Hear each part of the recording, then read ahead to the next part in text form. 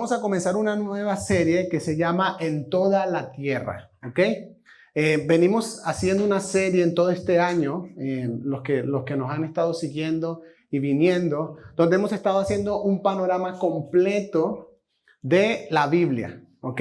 Comenzamos en Génesis, ya llegamos a los Evangelios y estuvimos hablando hasta el domingo pasado aspectos de la vida de Jesús que son muy interesantes y que si no han podido ver, los vamos a invitar a nuestro canal de Presencia Viva Caracas en YouTube, donde pueden ver las enseñanzas que están ahí. Pero vamos a ver cómo la historia de la Biblia nos muestra que toda la obra de Dios no terminó en la cruz o con Jesús, sino que la obra de Dios continuó. Vaya conmigo a Juan 17, vamos a leer desde el versículo 1.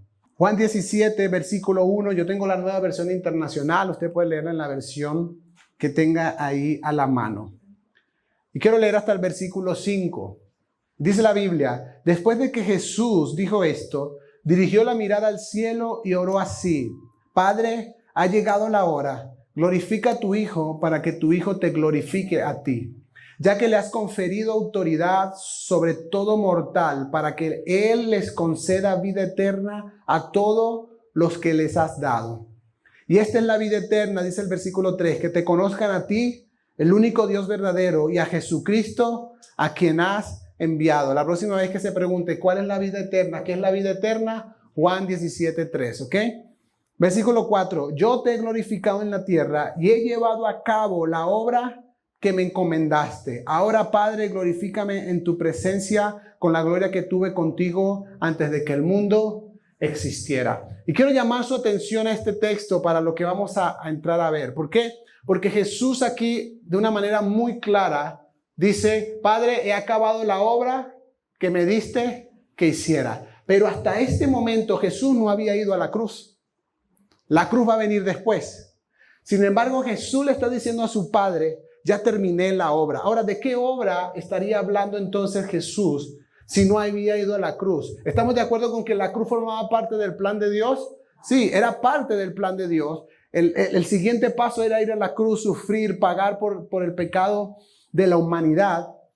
Pero había otra tarea que Jesús dijo: ya la terminé. Y quiero que lo vea conmigo en el versículo 6. Dice: a los que me diste del mundo les he revelado tu nombre.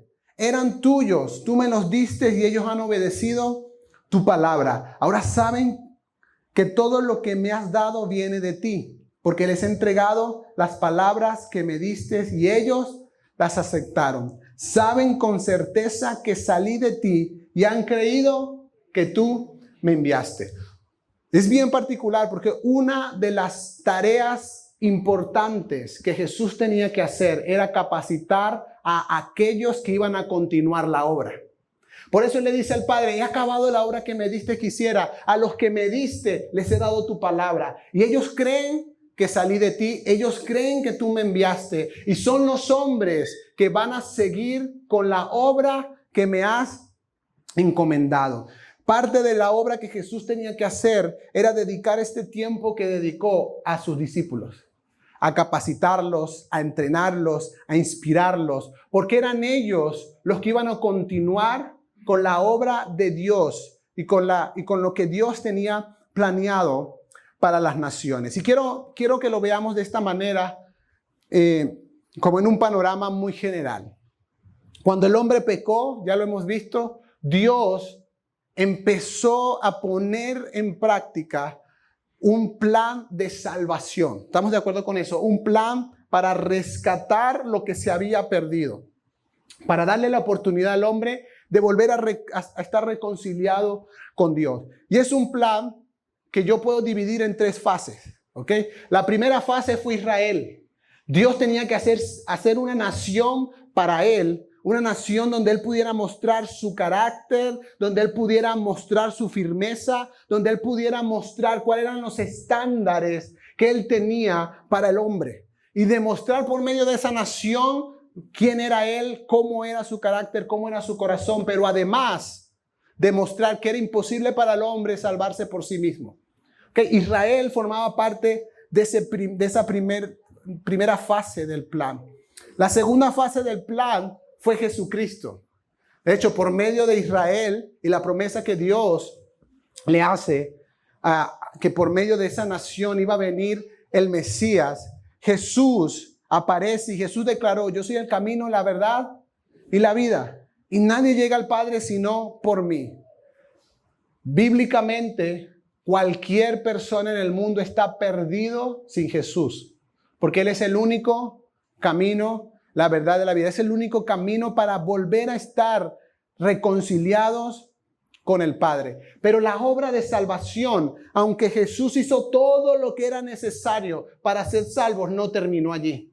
Porque ahora era necesario que existiera la divulgación de esta noticia.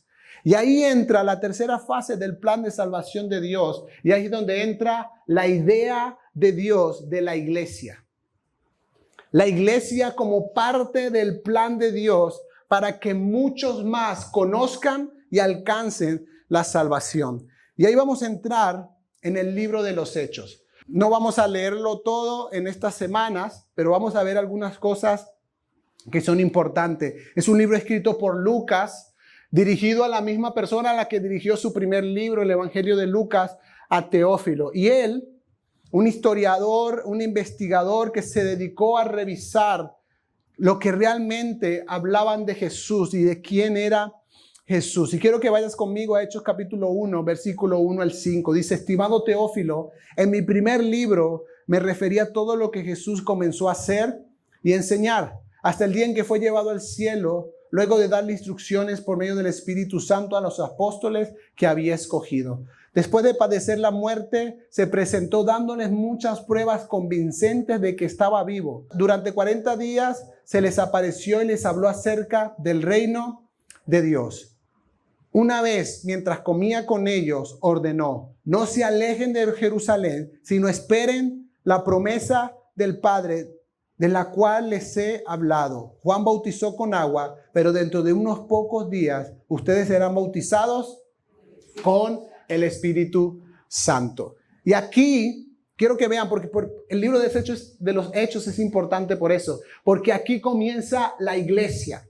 La iglesia no existía hasta después de que Jesús habla con estos discípulos. En ese momento eran 120 y les da esta instrucción de esperar la promesa que Él ya les había hablado. ¿Cuál era la promesa que iba a venir sobre ellos? El Espíritu Santo. Porque quiero decirte algo que es muy claro en la Biblia. La iglesia sin el Espíritu Santo no tiene ni poder, ni autoridad, ni propósito, ni significado. Es simplemente una estructura religiosa. La iglesia necesita el Espíritu Santo para ser la iglesia que Cristo planeó.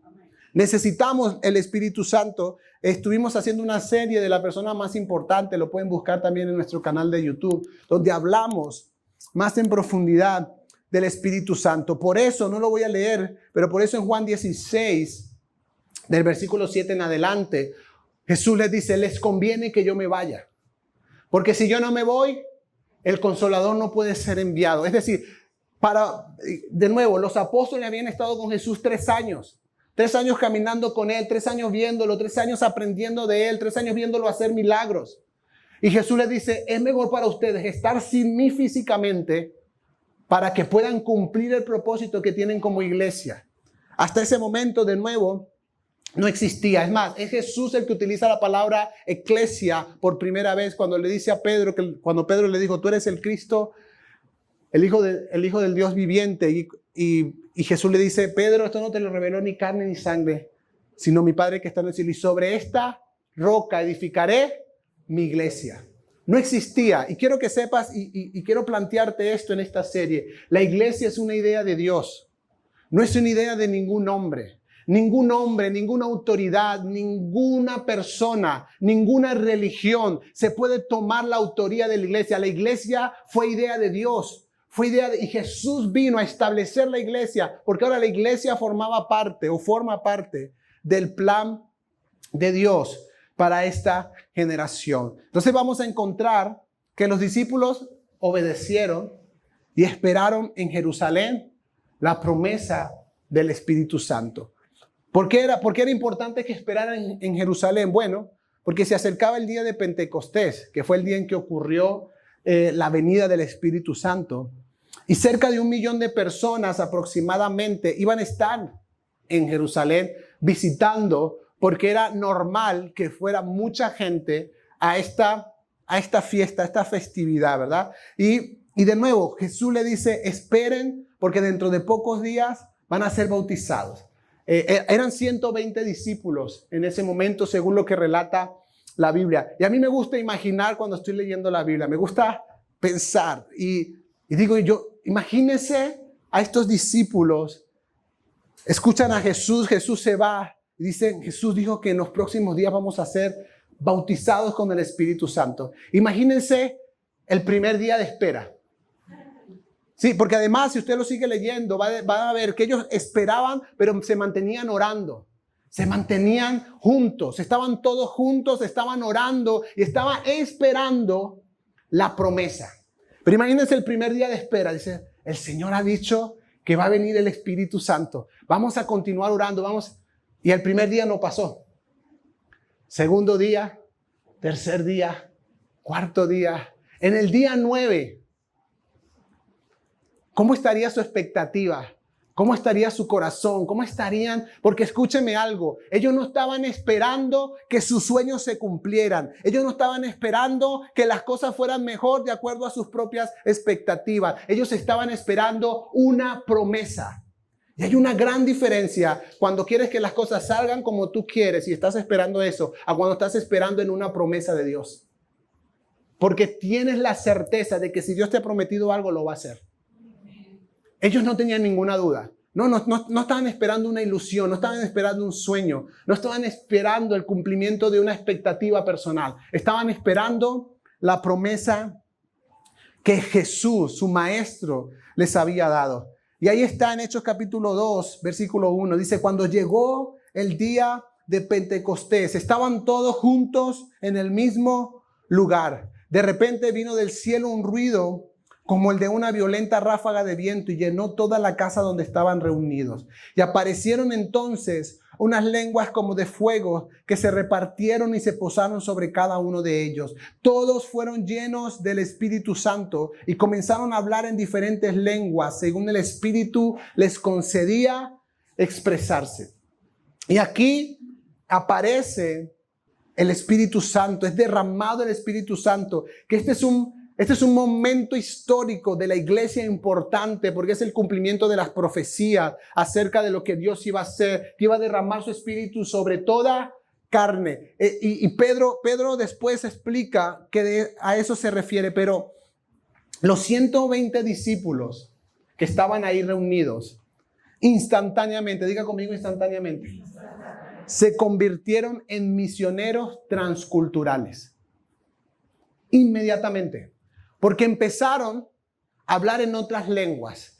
Que vemos en la Biblia claramente que Dios dio ese don en este momento específico para que otras personas en sus idiomas escucharan las grandezas de Dios. No es como las lenguas hoy en algunas iglesias, como que diera estatus espiritual. Como que si hablo en lengua es porque soy más espiritual que los demás. Y que los que no hablan lengua, bueno, es porque les falta buscar más del Señor.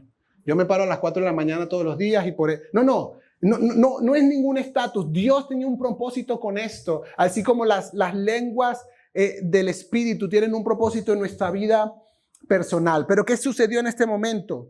Había gente de otras naciones y escuchaban a estos 120 hablar las grandezas de Dios en sus idiomas naturales. Y se hicieron esta pregunta, ¿qué es esto? ¿Qué quiere decir esto? ¿Cómo lo podemos escuchar en este idioma si esta gente no habla estos idiomas? ¿Cómo podemos escuchar esto? Y ahí es donde se levanta, lo pueden leer porque no lo voy a leer todo. Ahí es donde se levanta Pedro, el discípulo que había negado a Jesús. Ahí es donde se levanta Pedro, que de nuevo, Pedro era una persona bien particular, así como usted y como yo. No tenemos nada que envidiarle a Pedro. Bien particular, pero lleno del Espíritu Santo es otra cosa.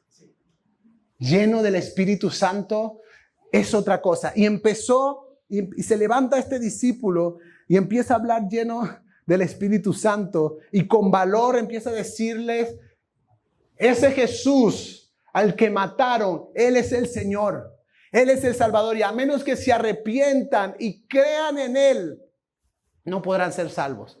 Y se levanta y dice la Biblia, ya lo vamos a leer, Hechos capítulo 2, versículo 37. Dice, cuando oyeron esto, de nuevo, pueden leer todo o parte del sermón de Pedro, lo que Lucas escribió, porque estoy seguro que fue mucho más largo de lo que podemos leer ahí. Dice, cuando oyeron esto, todos se sintieron profundamente conmovidos y dijeron a Pedro y a los otros apóstoles, hermanos, ¿qué debemos hacer? Arrepiéntanse y bautícense cada uno de ustedes en el nombre de Jesucristo para perdón de sus pecados, contestó Pedro, y recibirán el don del Espíritu Santo. En efecto, la promesa es para ustedes, para sus hijos y para todos los que están lejos, es decir, para todos aquellos a quienes el Señor, nuestro Dios, llame. ¿De qué promesa está hablando? La promesa del Espíritu Santo. Y sigue diciendo, con muchas otras palabras les exhortaba insistentemente, sálvense de esta generación perversa. Así pues, los que recibieron su mensaje fueron bautizados y aquel día se unieron ¿a dónde? A la iglesia. ¿Cómo este pescador se convirtió en conferencista? O sea, ¿en qué momento empezó a hablar con tanta habilidad, con tanto? ¿Cómo lo logró? Porque era el poder del Espíritu Santo en la vida de ellos. Y aquí, y vamos a estar hablando de eso en esta serie, y aquí comenzó la iglesia. Si usted lee el libro de Hechos va a ver el poder de Dios, el poder del Espíritu Santo, pero también te vas a dar cuenta de algo. Era una iglesia imperfecta. Era la primera iglesia y las cosas funcionaban bastante bien, pero ¿saben qué? Estaba compuesta por personas imperfectas. Habían celos, habían contiendas, habían riñas. Llegó un momento en que decía, mira, a esta gente le están dando 2 arepas, a mí me dieron una. De verdad. La Biblia no dice arepas, pero va por ahí. Empezaron a pelear por la distribución de los alimentos. Habían unos que vendían ya lo vamos a leer, sus posesiones y daban dinero a los que lo necesitaban. Y otros querían simular que eran igual de generosos y vendieron, pero no dijeron cuánto, mintieron. Un montón de cosas que usted encuentra en esa iglesia que la sigue consiguiendo hoy día. Porque quiero decirte algo, la idea de Dios es perfecta, pero tú y yo somos seres imperfectos. Y tenemos que aprender, porque sé porque algunos me lo han dicho, también porque lo he vivido, que hemos sido lastimados en la iglesia. Tenemos que aprender a perdonar, no a pasar por alto, no a decir, bueno, está bien, no está bien. Lo que no está bien, no está bien. El maltrato, el abuso espiritual, no está bien. No refleja el carácter de Dios y no refleja la imagen correcta de Dios que Dios quería mostrar por medio de la iglesia. Pero también tenemos que aprender a perdonar a aquellos que abusaron de la estructura o de la autoridad que habían recibido. Ahora, esta primera iglesia, de nuevo, tenía defectos. ¿Estamos de acuerdo con eso? Era gente imperfecta, gente de muchas culturas, y empezaron los problemas. Si usted sigue leyendo todo el Nuevo Testamento, se va a dar cuenta. En una iglesia que sin los legalistas, en la otra iglesia que sin los libertinos, que si sí podían comer, que si no podían comer, que este comió, que no me dijo, que si me... Eso será una locura, porque de nuevo, el plan de Dios funciona, porque en medio de su plan, aquellos seres imperfectos que se acercan a Él empiezan a ser transformados. Pero necesita gente que aprenda a escuchar y a obedecer la palabra de Dios. Ahora, hay algunas características que sí son muy importantes de esta primera iglesia. De nuevo, ya estamos hablando de una iglesia de más de 3,000 personas. Y dice el versículo 42, dice, se mantenían firmes en las enseñanzas de los apóstoles, en la comunión, en el partimiento del pan y en la oración.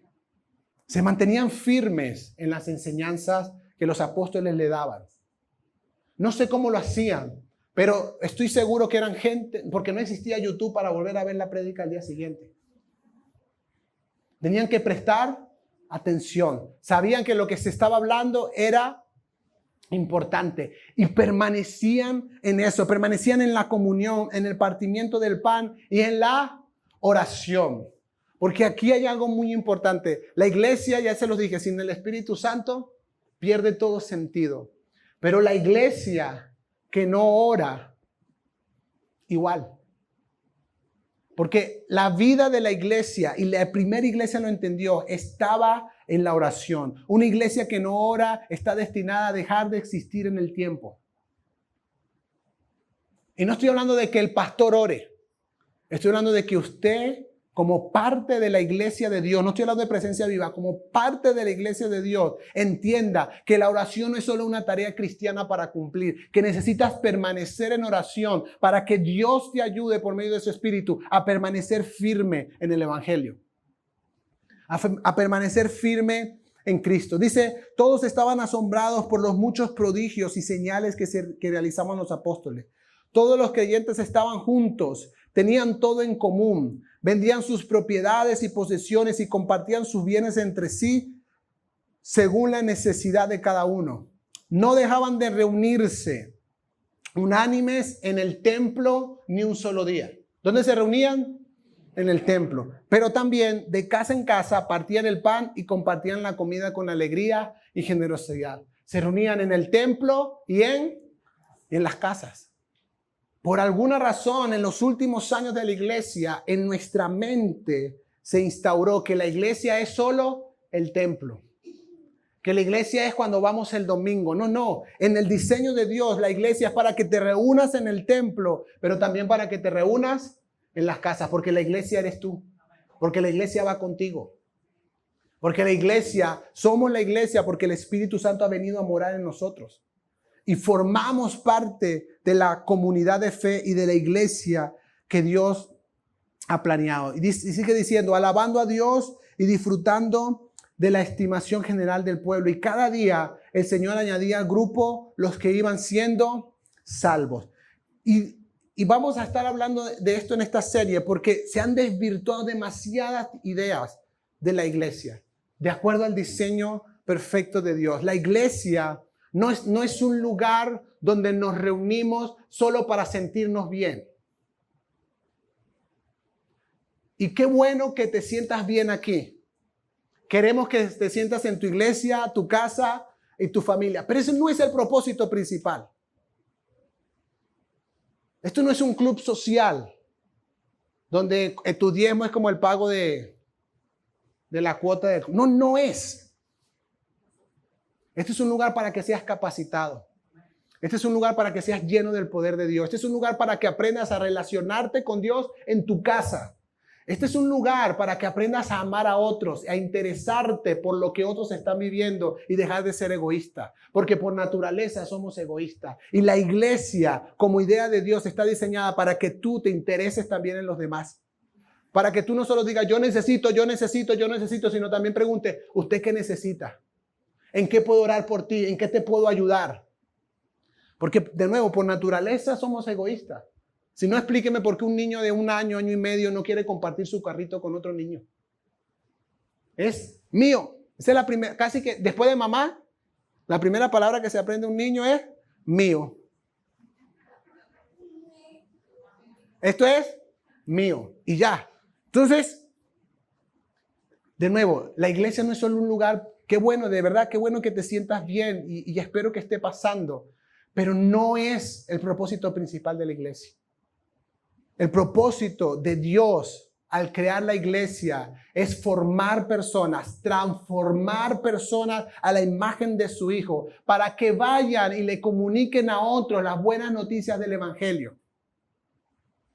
Para que vayan y le hablen a otros, para que se aprendan a relacionarse, a interesarse, a amarse unos a otros.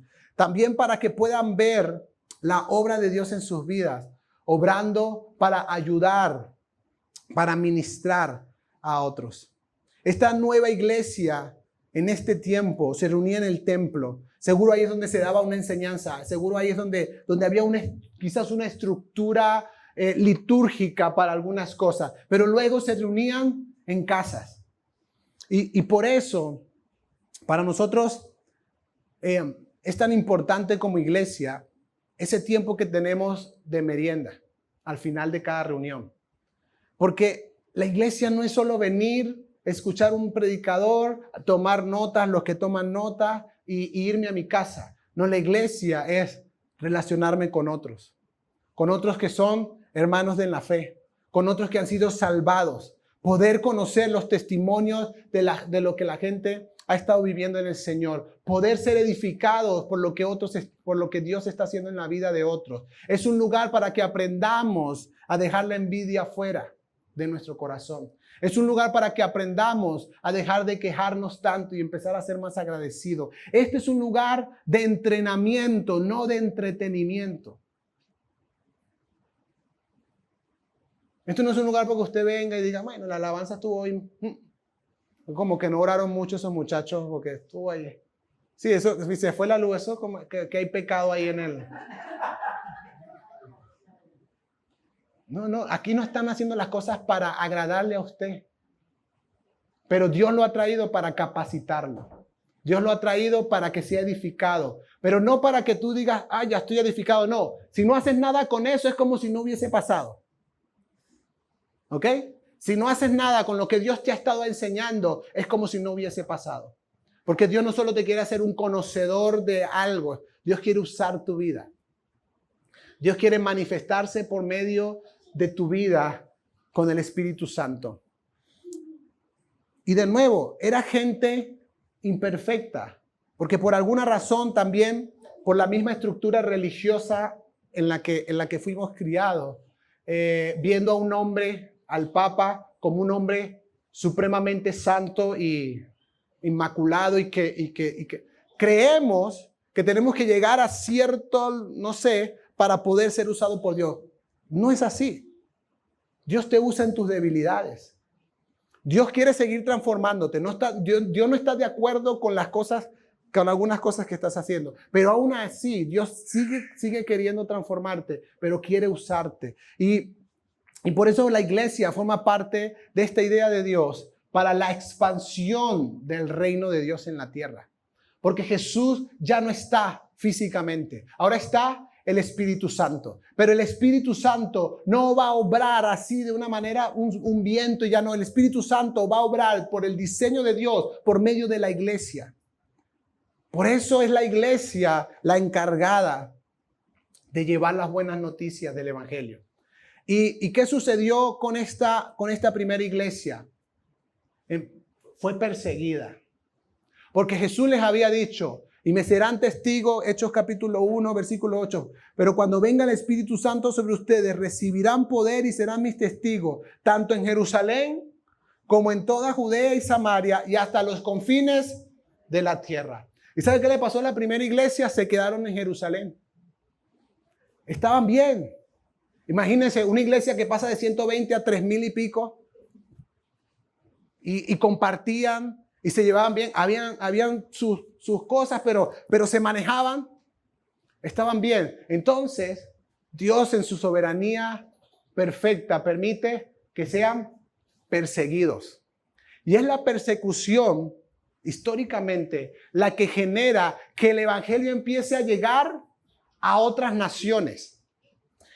¿Por qué? Porque los discípulos y los cristianos tienen que empezar y fueron a Judea, y fueron a Samaria, y llegaron hasta los confines de la tierra. Y gracias a eso, el evangelio ha llegado a esta nación. Y gracias a eso, el evangelio ha llegado a tu vida.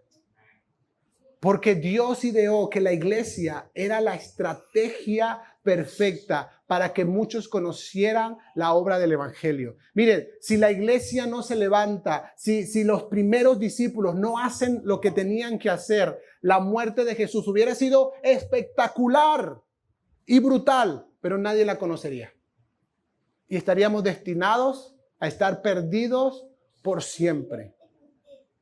Pero el evangelio ha llegado a nosotros porque Dios ha utilizado la iglesia.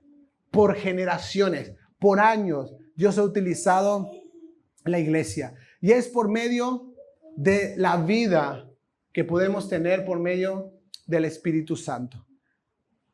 La iglesia no es un lugar para que vengas a buscar gente perfecta, no la vas a conseguir. Por eso hay gente saltando de iglesia en iglesia, buscando la iglesia perfecta. Y si era perfecta esa iglesia, lo era hasta que llegaste tú.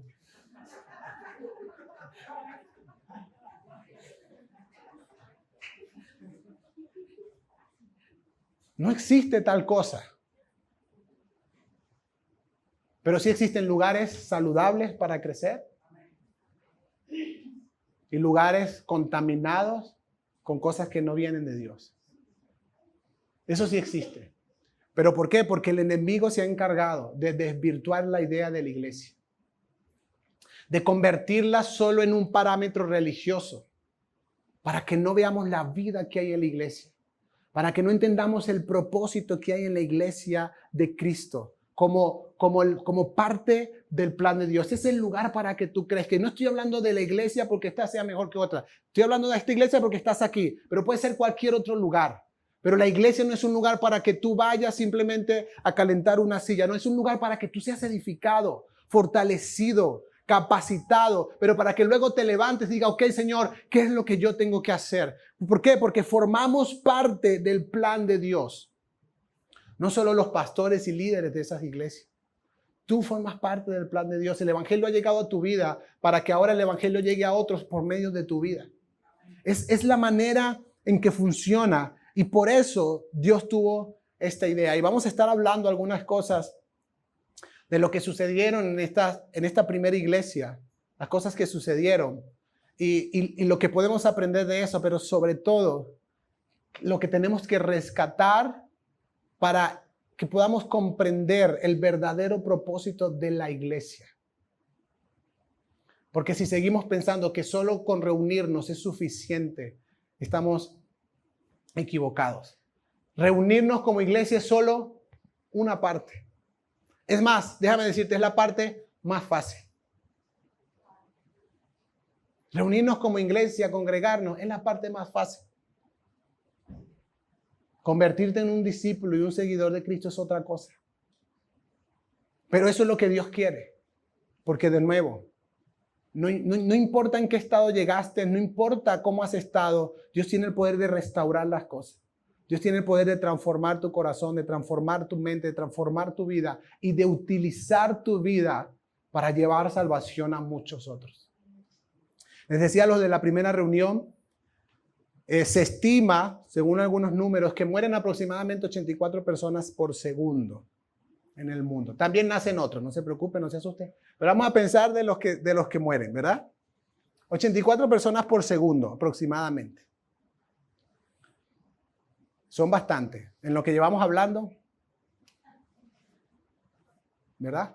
Ahora, la pregunta es, y no sé si te lo preguntas, y si no te lo has preguntado nunca, pídele al Espíritu Santo, pon esto en mi corazón. De esos 84 que mueren cada segundo, ¿cuántos mueren sin Cristo? No pensamos en la muerte hasta que toca un familiar nuestro o hasta que está a la puerta de nuestra vida. Pero en el mundo mueren 84 personas cada segundo y quizás la mitad de ellos no conocen el evangelio. Y es la iglesia la encargada de Dios de hacer conocer el evangelio hasta los confines de la tierra. Pero el enemigo le ganó la batalla a la iglesia convenciéndolos de que reunirse era suficiente. De que estar juntos era suficiente. Y que allá aquellos, los que están afuera. La iglesia al contrario, la iglesia era estar juntos para luego salir y rescatar, salir y proclamar, salir y evangelizar, salir y hablar con otros. Y quiero terminar con este texto. Quiero que veas conmigo Romanos capítulo 10, versículo 8 al 15, que dice, ¿qué afirma entonces? La palabra está cerca de ti, la tienes en la boca y en el corazón. Y esta es la palabra de fe que predicamos, que si confiesas con tu boca que Jesús es el Señor y crees en tu corazón que Dios lo levantó de entre los muertos, serás salvo. Versículo 10, porque con el corazón se cree para ser justificado, pero con la boca se confiesa para ser salvo. Así dice la Escritura, todo el que confíe en Él no será defraudado. Y no hay diferencia entre judío y los que no son judíos, Pues el mismo Señor es Señor de todos y bendice abundantemente a cuantos lo invocan. El Señor no hace, y ustedes lo saben, acepción de personas. Dios no hace acepción de personas, las hacemos nosotros. Y algunos de nosotros pensamos que hay gente que no merece la salvación de Dios.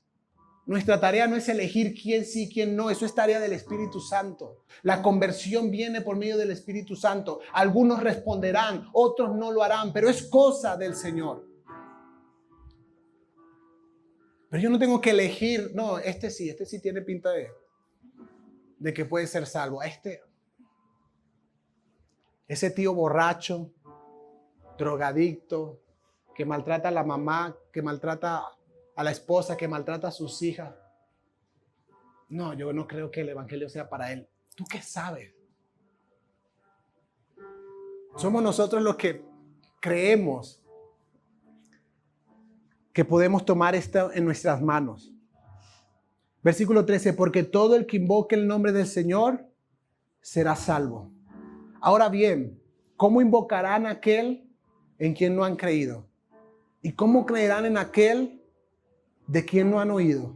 ¿Y cómo oirán si no hay quien predique? ¿Y cómo predicarán sin ser enviados? Así está escrito, qué hermosos son los pies de los que anuncian las buenas noticias. Mire, la primera iglesia creció tanto porque tenían como un sistema automático. Y ya lo vamos a ver las próximas semanas. Les compartían el evangelio a alguien, los hacían parte de la iglesia y luego casi inmediatamente decían, ve y compártelo con otros. Necesitas hablar de esto con muchos. Necesitas compartirle a otros la esperanza que hay en tu corazón. Y los apóstoles una y otra vez hacían este llamado de manera urgente. La gente necesita oír el evangelio. Y nosotros somos los que tenemos esa tarea asignada de parte de Dios. Que Dios nos ayude en esta serie a poder mostrarles el diseño de Dios de la iglesia. Para que usted abrace ese diseño, cada uno de nosotros, y podamos ser parte de la iglesia de acuerdo al diseño de Dios. Cuando cuando aprendemos a ver la iglesia como Dios la ve, dejamos de venir a criticar a los demás. Deja de ser un lugar de juicio. La iglesia está diseñada para que no sea un lugar de juicio, para que sea un lugar de gracia, de salvación, de edificación, de fortalecimiento, donde al que es más débil lo fortalecemos los demás, no donde se le pone el pie al que está cayendo. Donde al contrario, bíblicamente, se le da mayor cuidado al más débil. Se le da mayor cuidado porque sabemos, porque no es nuestro, es de Dios. Y por eso Pablo, y lo vamos a ver, dice, cuídense de no ser piedra de tropiezo para alguien. Con sus estándares. Si tú y yo estamos de acuerdo con que el sacrificio de Jesús fue para salvar a muchos, deberíamos estar pensando cómo hacemos que este mensaje sea escuchado por muchos más.